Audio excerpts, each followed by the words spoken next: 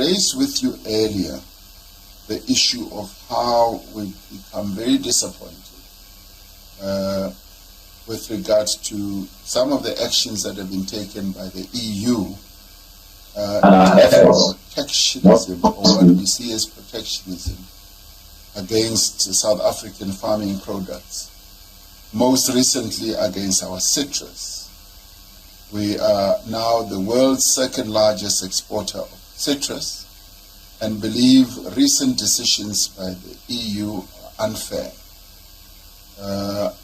Unfair because they are taken on a unilateral basis without much discussion and negotiation with us, more particularly because we have what we call a preferential agreement with the EU, and some of the actions or decisions were taken without much discussion. I remember when President Charles Michel visited us last year, the President of the EU, I raised this with him, and as we were discussing it, there was 650 million rand worth of citrus that was stranded in the sea, largely because a decision had been taken to impose some restriction.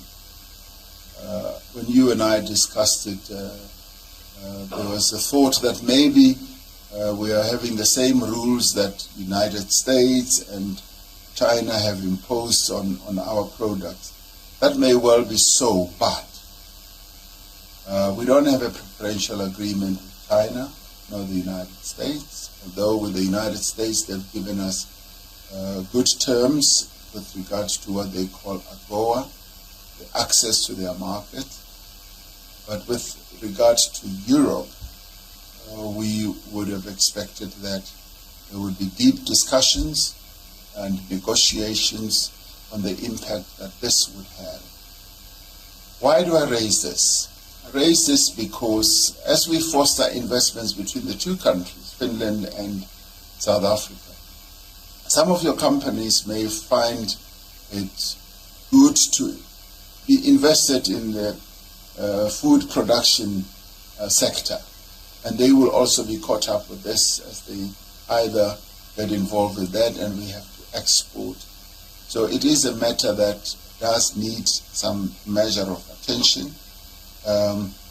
We obviously look forward to another sector which is going to be and is emerging as a great sector.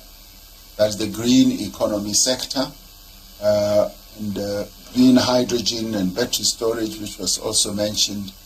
These are sectors that look very attractive on both our country's side, including with electric vehicles, which we as a leading vehicle manufacturer on the African continent, manufacturing a number of vehicles that are manufactured here by the original equipment manufacturers from Mercedes-Benz, BMW, Toyota, you name them, they are all here.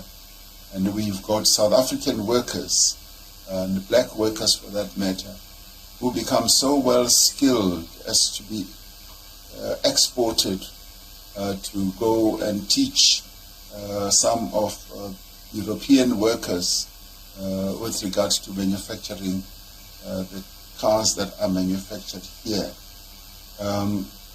And with us being now in the grips, as you spoke about it earlier, of an energy crisis, we want to assure you that we are taking various measures to address this challenge that we've got. We've got a plan which we are implementing. The plan is aimed at increasing the supply of energy generation, because we've got a deficit. As our economy has grown, our energy generation has not grown in line with our energy needs. But at the same time, there have been other challenges that we went through, the lack of maintenance of our plants, as I said to you, and a whole number of other challenges that we